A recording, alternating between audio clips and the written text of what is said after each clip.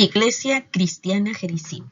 Mis amados hermanos, con mucho gozo vamos a iniciar este estudio que marca también el comienzo de esta segunda carta del apóstol Pablo a Timoteo. Y tiene como título Exhortación a la fidelidad.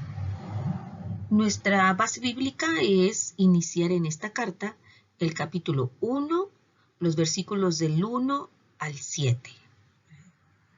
Tenemos este nuevo libro, esta nueva carta, en donde como verdad central de este estudio tenemos: Pablo anima a Timoteo a permanecer fiel ante las aflicciones y dificultades. Como comentarios tenemos dos nada más, mi amado hermano. La base para este estudio es recordar la abuela y la madre de Timoteo y su papel en la formación espiritual de este joven pastor. Y aparece un glorioso texto que conocemos muy bien, en donde se incluye este don que es el dominio propio. La abuela y la madre de Timoteo. Ya las conocemos, pero vamos a repasar quiénes son. Eran mujeres judías y lo habían educado a Timoteo en la esperanza mesiánica, basándose en las Escrituras, según lo vamos a ver un poquito más adelante en el 3:15 de la segunda carta. En Hechos 16:1 indica que la madre se había hecho cristiana. Haber sido criado en la fe cristiana y disfrutado una atmósfera de espiritualidad en la familia constituyen decisivas ventajas. Entonces aparecen los nombres de estas mujeres en el estudio y ahí es donde lo vamos a repasar. Esta es la familia de Timoteo. Y aparece el término dominio propio, sofronismos. Es un término griego, es una combinación de sos, seguro, y fren, la mente. De aquí que podemos concluir que es un pensar seguro. La palabra indica buen juicio, modelo o modelos de pensamiento disciplinado y la habilidad de entender y hacer decisiones correctas. Incluye las cualidades de autocontrol y autodisciplina, que también puede traducirse, dominio propio, como buen juicio. Buen juicio. Dominio propio. Vamos a ver una introducción a esta segunda carta, que es muy breve porque casi va hermanada con la primera epístola. Pablo estaba preso en una mazmorra romana cuando escribió esta carta a Timoteo. Es la última de todas sus misivas o cartas. La información más confiable ubica a la fecha en el año 67 después de Cristo. Se estima que entre las dos cartas, primera y segunda de Timoteo, hay de 2 a 4 años. Según la tradición, el apóstol fue decapitado poco tiempo después. El propósito de esta carta es animar al joven en medio de su ministerio en Éfeso. Así pues, mis amados hermanos, estos datos nos ubican perfectamente bien en la hilación entre la primera y la segunda carta, y también entonces identificar a la segunda carta a Timoteo como la última de las cartas que se llaman de la prisión. Así que tenemos nuestro inicio. Punto número 1, el saludo. Abarca los versículos 1 y 2. Como todas las cartas, mis amados hermanos, y más las de tiempos antiguos, podemos ver el clásico saludo que siempre viene al principio de toda carta. Y dice así: Pablo, apóstol de Jesucristo por la voluntad de Dios, según la promesa de la vida que es en Cristo Jesús. A Timoteo, amado hijo, gracia, misericordia y paz de Dios Padre y de Jesucristo nuestro Señor. En su acostumbrada manera, Pablo comienza esta carta identificándose como, en el versículo 1 dice claramente, apóstol de Jesucristo. Recordatorio que Timoteo difícilmente necesitaba. Sin duda, esta es una indicación de que Pablo sabía que estaba escribiendo en primer lugar a Timoteo. Así lo dice el versículo 2, a Timoteo. Pero finalmente a una audiencia mucho más amplia. Llegó hasta nosotros esta carta, amados. En su primera carta al joven pastor, afirmó que su apostolado era por mandato de Dios. Y tenemos aquí esta cita complementaria de primera carta a Timoteo 1:1 que dice, Pablo, apóstol de Jesucristo por mandato de Dios nuestro Salvador y del Señor Jesucristo nuestra esperanza. Por mandato de Dios. Y esta carta dice, por la voluntad de Dios. Aquí dice que es por la voluntad de Dios. Podemos decir que las dos expresiones son prácticamente sinónimas, por la voluntad de Dios y por el mandato de Dios. Las palabras, según la promesa de la vida que es en Cristo Jesús, son intencionalmente ambiguas. O sea, pueden aplicarse, tienen que ver con el apostolado de Pablo o con la frase de la voluntad de Dios.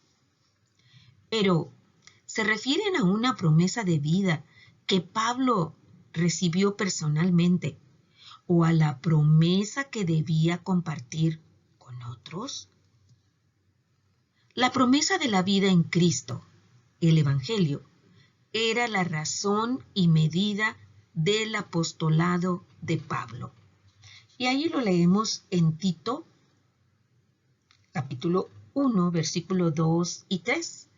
Dice, en la esperanza de la vida eterna, la cual Dios, que no miente, prometió desde antes del principio de los siglos, y a su debido tiempo manifestó su palabra por medio de la predicación que me fue encomendada por mandato de Dios nuestro Salvador, la esperanza de la vida eterna.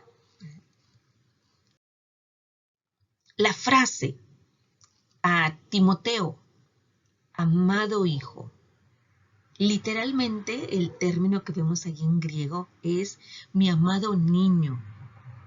Enfatiza de nuevo la cercana relación paternal que Pablo mantuvo con su protegido, con Timoteo. El resto del saludo es una réplica del de Primera Timoteo.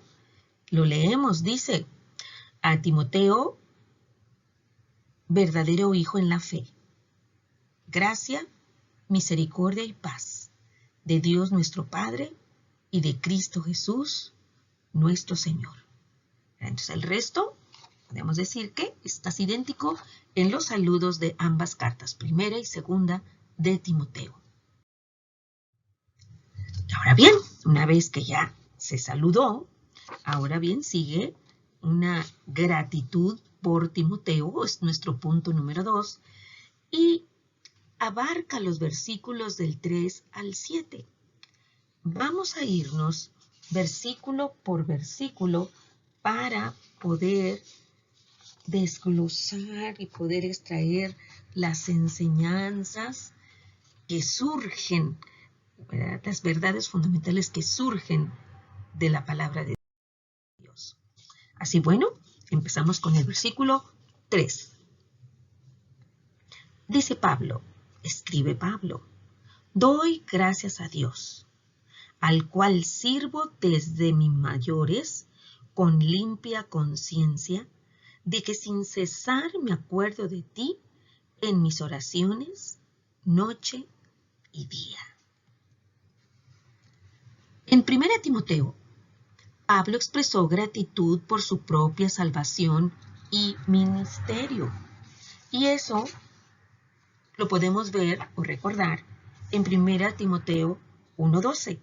Fíjense cómo dice, doy gracias al que me fortaleció, a Cristo Jesús nuestro Señor, porque me tuvo por fiel, poniéndome en el ministerio. ¿Se da cuenta? Entonces aquí da gracias por su propia salvación y ministerio. Pero aquí, en esta segunda carta, empieza expresando gratitud por la salvación y ministerio de Timoteo, ¿verdad? De paso, se refiere a su propia crianza antes de dirigirse a la crianza de Timoteo. En el versículo 5 es en donde menciona lo siguiente, trayendo a la memoria la fe no fingida que hay en ti, la cual habitó primero en tu abuela Loida y en tu madre Eunice, y estoy seguro que en ti también. Pablo no veía su fe en Cristo como un rompimiento con sus antecesores, con sus mayores judíos, sino como la continuidad y agregaremos cumplimiento de la fe de ellos.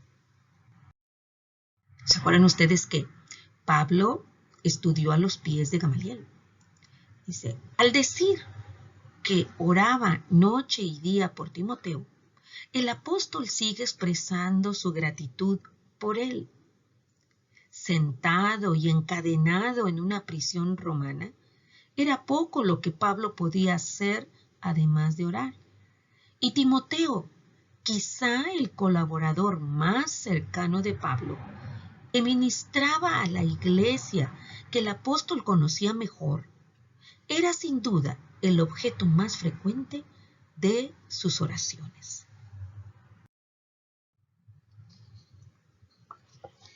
Qué hermoso cuando dicen, doy gracias a Dios por tu vida, ¿verdad? Es una hermosa bendición. Versículo 4 dice, deseando verte al acordarme de tus lágrimas para llenarme de gozo. ¿Verdad? Deseando verte para llenarme de gozo, acordándome de tus lágrimas. Entonces, dice, Pablo recordó las lágrimas que Timoteo derramó la última vez que se vieron, probablemente cuando el apóstol fue arrestado por segunda vez por los romanos. En esta carta pide a su discípulo que lo visite en Roma. Más adelante, en 2 Timoteo 4, 9 y 21, 2 veces dice esto. Procura venir pronto a verme, dice en el 9, 4:9. Y en el 4:21 dice, procura venir antes del invierno. Éubulo te saluda y Pudente, Lino, Claudia y todos los hermanos. El apóstol anhelaba tener la compañía de Timoteo, misma que lo llenaba de gozo. Aún el gran apóstol estaba solo a veces, desanimado y necesitado del apoyo de sus compañeros cristianos. Su lado humano sufría cuando estaba solo, ¿verdad? Avanzamos. Versículo 5. Dice así, trayendo a la memoria la fe no fingida que hay en ti, la cual habitó primero en tu abuela Loida y en tu madre Eunice, y estoy seguro que en ti también. al parecer muchos lo habían abandonado o se habían opuesto a Pablo. Y aquí tenemos 4 citas donde se describe esto, por qué el apóstol Pablo quería que Timoteo, ¿verdad?, fuera pronto a verlo. 1:15 dice así, 2 Timoteo 1:15, ya sabes esto, que me abandonaron todos los que están en Asia, de los cuales son Figelo y Hermógenes. En el 2:17 dice, y su palabra carcomerá como gangrena, de los cuales son Himeneo y Fileto.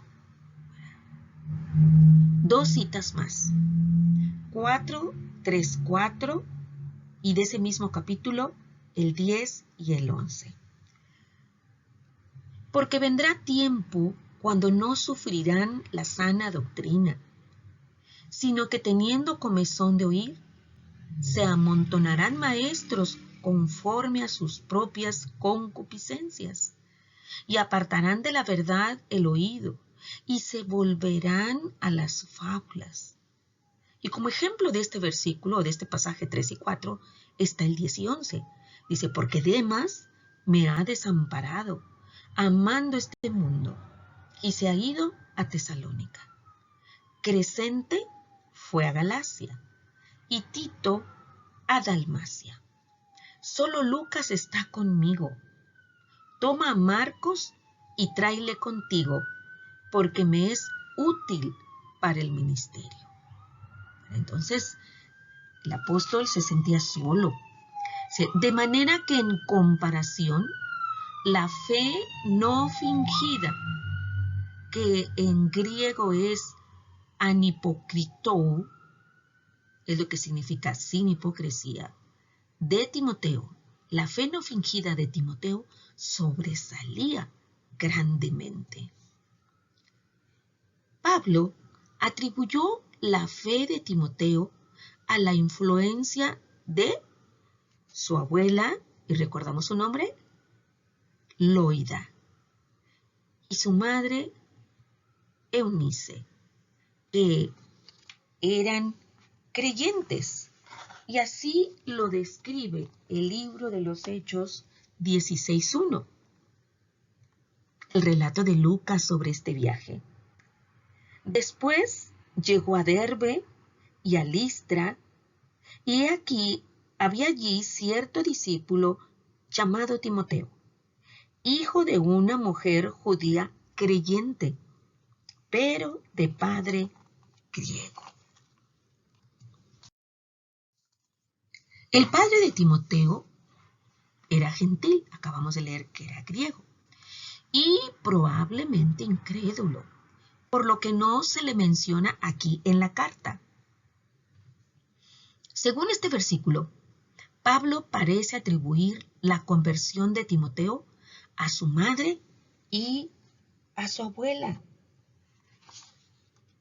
En segunda carta a Timoteo 3:15, en el 3:15 podemos encontrar lo siguiente. Y que desde la niñez has sabido las sagradas escrituras, las cuales te pueden hacer sabio para la salvación por la fe que es en Cristo Jesús. Por lo tanto, las referencias a Timoteo como hijo en la fe de Pablo, y tenemos varios pasajes hermosos donde podemos leer estas referencias. Segunda Timoteo 1:2 dice, a Timoteo, amado hijo, gracia, misericordia y paz de Dios Padre y de Jesucristo nuestro Señor. En 2 Timoteo 2:1 nuevamente le dice así, tú pues, hijo mío, esfuérzate en la gracia que es en Cristo Jesús. Y regresándonos a la primera carta a Timoteo 1:2, dice, a Timoteo, verdadero hijo en la fe, gracia, misericordia y paz de Dios nuestro Padre y de Cristo Jesús nuestro Señor. De estas referencias bíblicas pueden entenderse quizá, ¿verdad?, como una forma de relación entre un tutor y su protegido. Así que de esa manera le habla como hijo mío. Siguiendo adelante en nuestro estudio, el versículo 6 viene ya entonces la exhortación. Entonces dice, por lo cual te aconsejo que avives el fuego del don de Dios que está en ti por la imposición de mis manos. Avives el fuego del don de Dios que está en ti. Debido a que Pablo estaba persuadido de que Timoteo tenía una fe genuina, algo que no daba por sentado en otros, como lo podemos leer en Primera a Tesalonicenses 3:5, que dice así, por lo cual también yo, no pudiendo soportar más, envié para informarme de vuestra fe, no sea que os hubiese tentado el tentador y que nuestro trabajo resultase en vano. Aquí tenía dudas, tenía preocupación el apóstol Pablo por la iglesia de Tesalónica. Entonces ordenó al joven ministro que avivara el fuego del don de Dios, o tal vez que mantuviera a fuego máximo, ¿verdad?, que lo mantuviera a fuego máximo, constante, mantenerlo, no con altibajos, ¿verdad? Entonces, que avivara el fuego del don de Dios, que sería la habilidad que Dios le había dado para realizar su ministerio. Los dones divinos deben usarse si se quieren alcanzar y mantener su máximo potencial.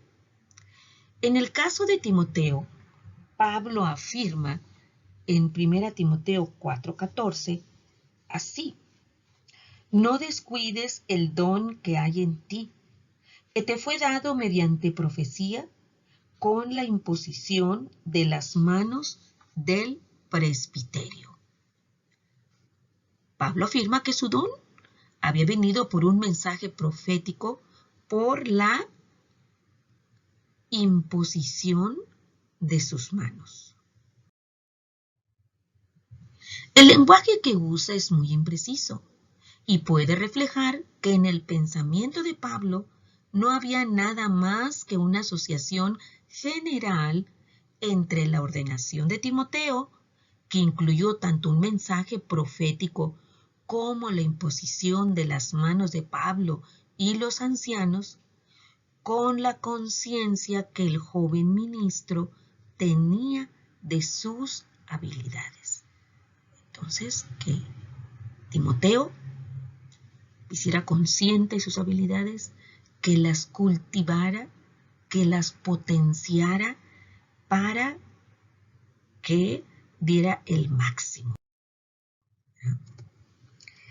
Continuando adelante, en el versículo 7, dice, texto muy conocido, mis amados, porque no nos ha dado Dios espíritu de cobardía, sino de poder, de amor y de dominio propio. ¿No es claro el por qué Timoteo necesitaba este recordatorio de su ordenación? Y la confianza en los dones que había desarrollado como resultado de ese acontecimiento. En 1 Timoteo también tenemos una exhortación del apóstol Pablo a Timoteo y estaba asociado a los problemas derivados de su juventud, que es entendible, ¿verdad? Donde dice, ninguno tenga en poco tu juventud, sino sé ejemplo de los creyentes en palabra, conducta, amor, espíritu, fe y pureza. Tal vez se había sentido intimidado de alguna manera al ver la oposición contra Pablo y el Evangelio. Incluso se sentía amenazado y estaba a la defensiva y se sentía avergonzado. Porque en 2 carta a Timoteo 1:8, que es material del próximo estudio, dice, por tanto, no te avergüences de dar testimonio de nuestro Señor, ni de mí, preso suyo, sino participa de las aflicciones por el Evangelio según el poder de Dios. Ahí le dice, no te avergüences al tener que defender a un prisionero. Pero tal cobardía no tiene cabida en el servicio a Dios. En lugar de esto, Dios obsequia un espíritu dice ahí, un espíritu de poder. Miren lo que dice 1 Corintios 2:4. Dice el apóstol, y ni mi palabra ni mi predicación fue con palabras persuasivas de humana sabiduría, sino con demostración del Espíritu y de poder.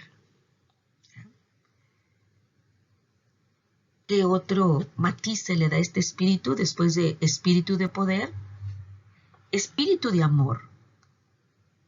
Y en 1 Timoteo 1:5 habíamos leído, pues el propósito de este mandamiento es el amor, nacido de corazón limpio y de buena conciencia y de fe no fingida. Entonces, es un espíritu de amor, de poder, de amor y de dominio propio. En 1 Timoteo 4:7 vemos cómo podía lograr Timoteo ese dominio propio, desechando las fábulas profanas y de viejas, ejercítate para la piedad. El dominio propio, dice allí, ejercítate para la piedad. Estas tres virtudes, cada una provista por el Espíritu Santo, debían caracterizar a Timoteo. Llegamos al final de nuestro primer estudio en esta segunda carta, amados, y tenemos la aplicación que dice así. Pablo menciona tres características del líder cristiano efectivo: poder, amor y dominio propio. Estas están a nuestra disposición porque el Espíritu Santo vive en nosotros. Siga su guía cada día y su vida, amado hermano, mostrará más efectivamente estas características. Que Dios le bendiga, mi amado hermano, y repetiré lo que dijo el apóstol. Que la gracia, la misericordia y la paz llenen su vida. Amén.